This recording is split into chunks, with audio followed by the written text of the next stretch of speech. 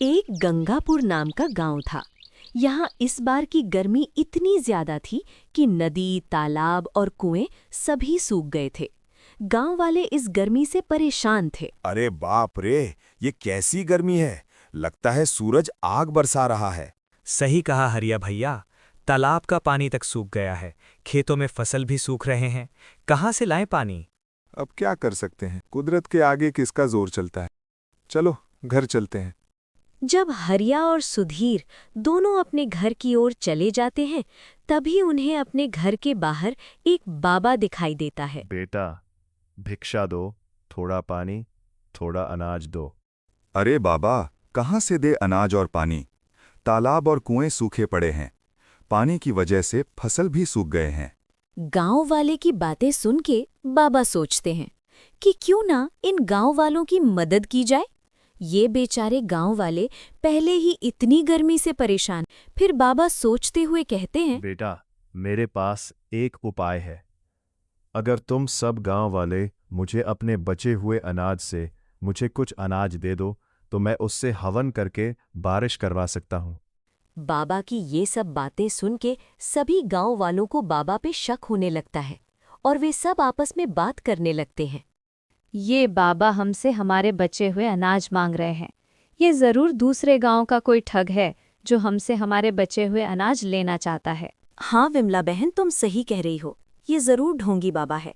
गांव वाले बाबा का मजाक उड़ाते हुए वहां से चले जाते हैं और तभी हरिया का दोस्त सुधीर कहता है, हाँ, अब तो आप ये कहोगे कि मैं पूरे गांव में ठंडी ठंडी बर्फ भी बढ़ा सकता हूँ। ये सब सुनकर बाबा बहुत गुस्सा हो जाते हैं और गुस्से में कहते हैं, मूर्ख, मैं तो तुम लोगों की मदद करना चाहता था, लेकिन सबने मुझे ढोंगी कहा, मेरा अपमान किया।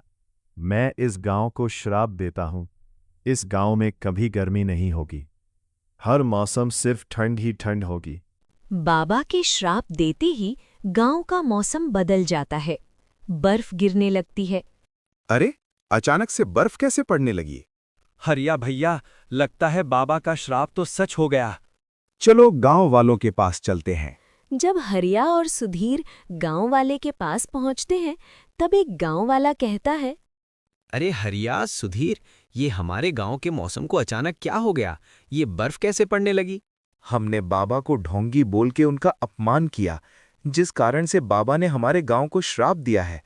हम लोगों ने बहुत बड़ी गलती की है। हाँ भैया, तुमने सही कहा। इससे पहले हम सब ठंड में जम जाएं, चलो सब मिलकर बाबा से माफी मांगते हैं। सभी गांव वाले बाबा से माफी मांगने और इस ठंड से बचने के लिए बाबा के पास जंगल में जाते हैं, जहां सभी बाबा से माफी मांगते हैं। हमें माफ कर दो बाबा, हमने आपका अपमान किया, आपको ढोंगी बोला। हमें माफ कर दो और अपना श्राप वापस ले लो। मैं तो सिर्फ तुम गांव वालों की मदद करना चाहता था, मगर तुम लोगों ने मुझे ही अपमानित कर दिया। लेकिन ठीक है, तुम गांव वालों को अपनी गलती का पता चल गया और तुम मेरे पास माफी मांगने आए। जाओ, मैं अपना श्राप वापस लेता हूं। और बाबा के ऐसा कहते ही सब कुछ पहले जैसा हो गया और गांव वाले हंसी खुशी से रहने लगते हैं।